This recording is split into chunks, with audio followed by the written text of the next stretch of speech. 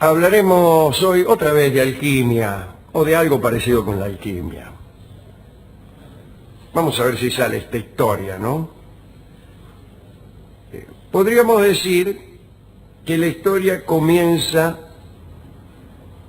con un señor llamado Alexander Seton, que vivía en Holanda y que era muy aficionado a la alquimia y que andaba por una costa desolada y descubrió, casi muerto en una desolada costa, al señor Jacob Hansen, que parece que andaba navegando por el Mar del Norte y naufragó. Y Alexander Seton, que vivía por allí, lo encontró. Está claro, Hansen naufraga y el escocés Seton lo encuentra en la costa y lo rescata. ¿Qué le pasa, amigo?, le dice. Seton le dice: ya lo ve, he naufragado. Y es un lindo diálogo. Un tipo tirado en la costa viene ahí y dice: ¿qué le pasa, caballero? He naufragado, dice el hombre, y puede, para demostrar su naufragio, hace un gesto como señalando la ausencia de todo barco. Bien, lo rescata Seton, le proporciona medios para recomponerse y para volver a su casa. Un año más tarde, Seton visita al marino, a Hansen, al marino que había socorrido.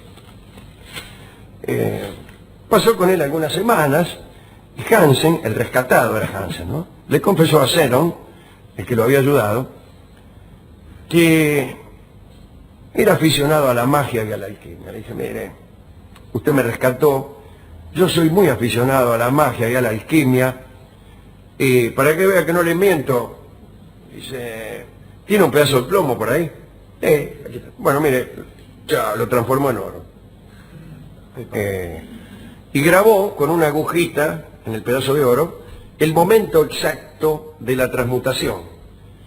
13 de marzo de 1602, 4 de la tarde.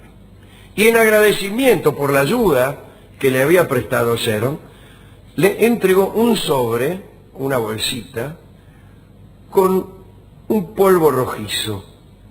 Y le dijo: mire, usted me ayudó, como yo soy capaz de convertir cualquier cosa en oro, le regalo esta bolsita con este polvo rojizo y usted podrá con él transformar cualquier cosa en oro, le dijo. El otro quedó deslumbrado y se fue, saludó y se fue. Y decidió, con aquella bolsita, dirigirse a Alemania para ver si podía hacer algún dinero. Seton no sabía nada de magia ni de alquimia, no conocía ningún procedimiento, pero tenía ese polvo rojo que le habían regalado. Empezó a caminar por Alemania, adoptó una actitud misteriosa, difusa, se fingía, o quizás se creía, portador de enormes poderes, y en realidad lo único que tenía era esa bolsita con un polvo mágico que le había regalado el amigo Hansen. Este amigo Seton, Alexander Seton, era petizo, robusto, y para hacerse el misterioso empezó a vestirse de negro y con tela de seda. Ya se sabe que cuando uno ve a una persona vestida de negro y de seda, conjetura que en su poder hay un polvo rojo que transforma los metales en oro. Bueno, y anduvo por ahí. Trató de hacer algunas transmutaciones, pero no le salieron. En Estrasburgo se detuvo en la casa de un orfebre llamado Philipp Gensenhofer y te lo mostró, quiso convertir algo en oro y no pudo. Entonces tuvo la idea de darle un líquido cualquiera y le dijo que era un elixir que le iba a servir para mejorar su salud. Gensenhofer mostró ese elixir a las autoridades de Estrasburgo, pero no le fue muy bien porque el elixir no servía para nada. Lo llevaron preso y más tarde fue ejecutado por hereje. Mientras tanto, Alexander Seton, que era el que le había regalado el elixir, siguió su viaje, anduvo por Frankfurt, por Colonia, por Múnich, por Hamburgo, en todas partes sacaba el polvo rojo y trataba de transformar algo en oro. Seton esperaba que algún príncipe se enterara de sus virtudes y lo llamara a la corte, porque ahí estaba el negocio, conseguir que un príncipe te llamara a la corte. Entonces vos le decías, mire, yo trabajo transformando cosas en oro, desde luego esto no es inmediato, yo con este polvo lo pongo aquí, esperamos 3 meses, pero deme algún dinero y alójeme. Ese era el negocio. Muy bien, el primero que lo llamó fue el duque Federico I de Württemberg, pero Seton no fue, porque Federico de Württemberg era famoso por lo siguiente: parece que llamaba a supuestos alquimistas a su corte, porque andaba muy falto de dinero. Entonces los hacía laburar para conseguir la transmutación, para transformar plomo en oro. Pero al que no tenía éxito, lo mataba. Entonces imagínense que Seton, cuando fue invitado a esa corte, salió rajando. En 1603 se presentó en la corte de Sajonia. Allí gobernaba Cristian II, que era un rey de 20 años de edad. Primero lo trató bien, con halagos y promesas para ver si podía sacarle el secreto de la fabricación. Seton desplegó, hizo algunos supuestos prodigios, aprovechó también para vender talismanes contra el embarazo, decía conocer el futuro a través de la coloración de los orines, o sea, examinaba los orines de una persona y le decía el futuro. También decía tener un brebaje que mezclado con vino despertaba en las personas más recatadas las más encendidas lujurias. Así que todo el mundo compraba ese brebaje para encajárselo a sus amigas. El caso es que Cristian II no quedó muy conforme con los despliegues de Seton, que por otra parte no quería confesar los secretos de su polvo rojo, si es que algún secreto había. Y como se resistía a confesar los secretos, Cristian II lo encarceló.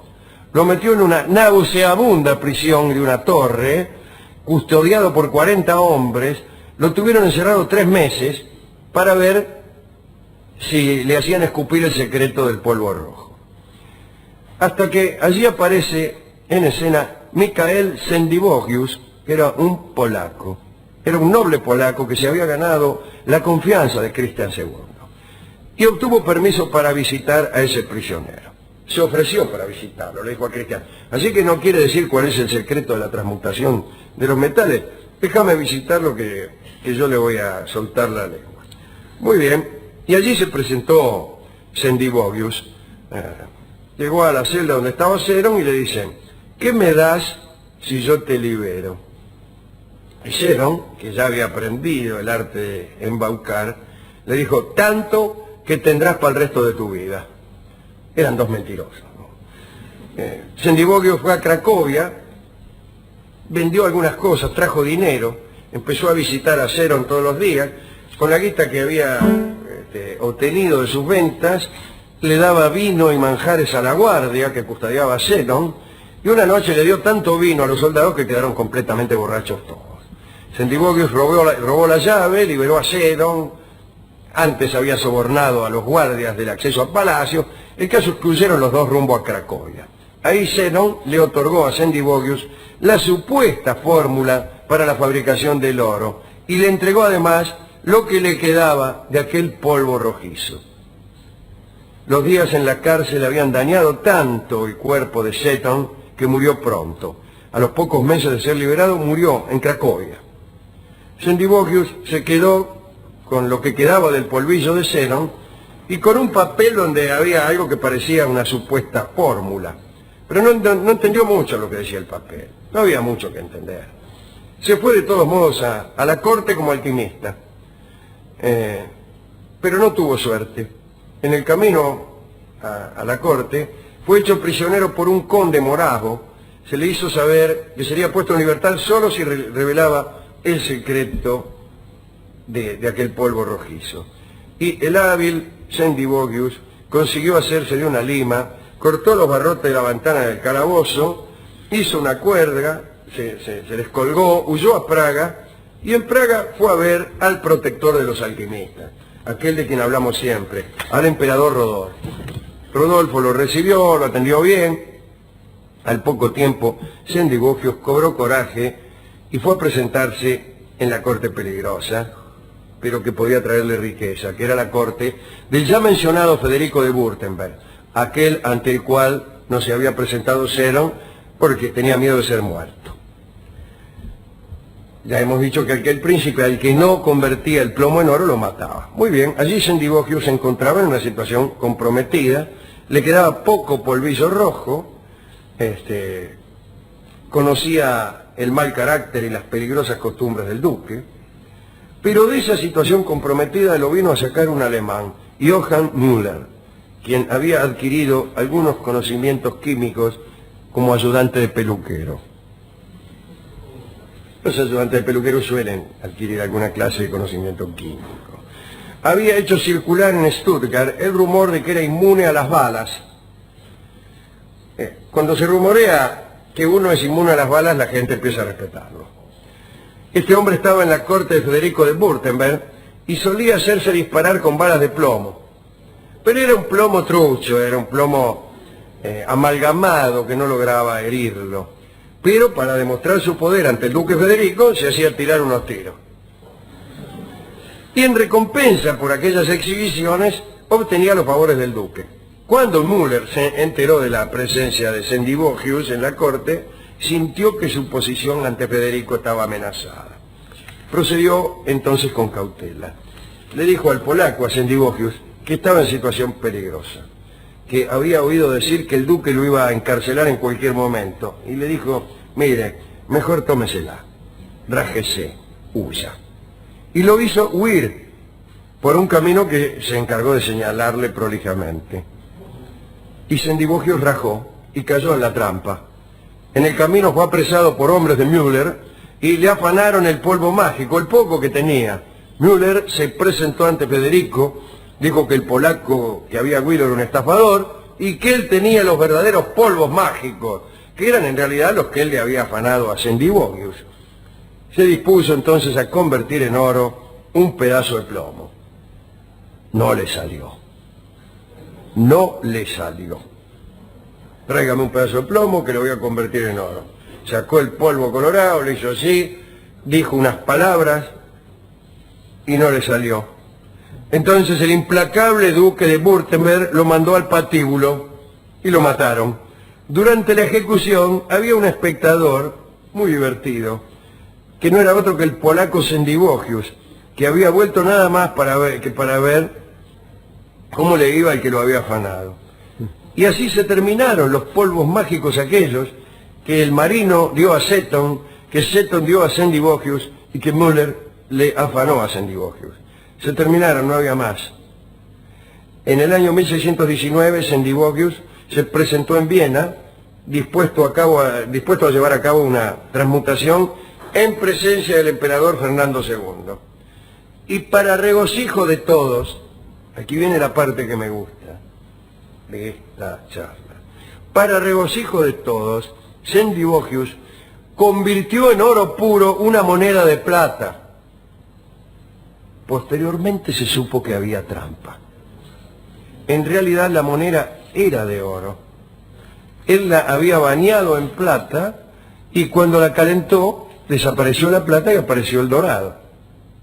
También terminó mal Sendivogius. Tras descubrirse el engaño, también a él le cortaron la cabeza. O sea que murieron los tres.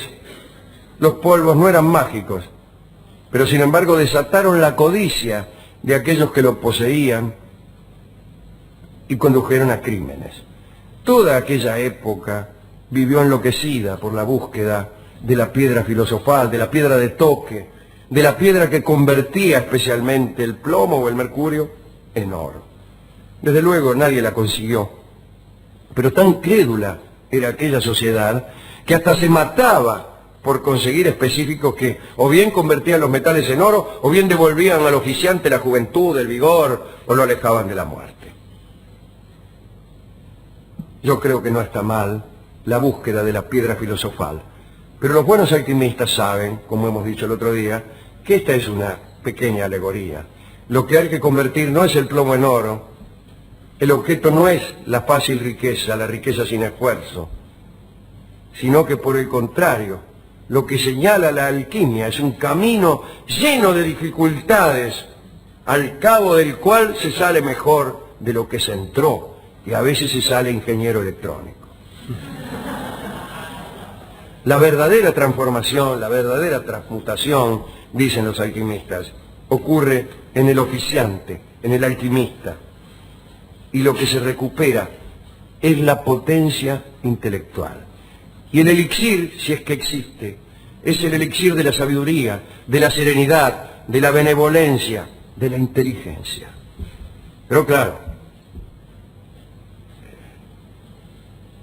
no es fácil comprender esto, y los alquimistas dicen que solo se comprende después de haber andado toda una vida renegando con los atanores. Entre nosotros también se busca, y a veces sin saber que se la busca, la piedra y el elixir. Y se la busca por dos caminos distintos. Algunos buscan el camino fácil del elixir, que los convierta en ricos y famosos. Y otros eligen el camino difícil, el camino de lidiar con el horno alquímico día y noche, noche y día, para obtener finalmente una transformación del propio aspecto, para convertirse uno mismo en una persona más inteligente, más espiritual o más bondadosa. Y los métodos, desde luego, no son quizá los de la alquimia, pero creo que existen estos dos caminos posibles para alguien que quiere hacer algo mejor con su persona. El camino fácil y el camino difícil. Yo quiero dedicar esta charla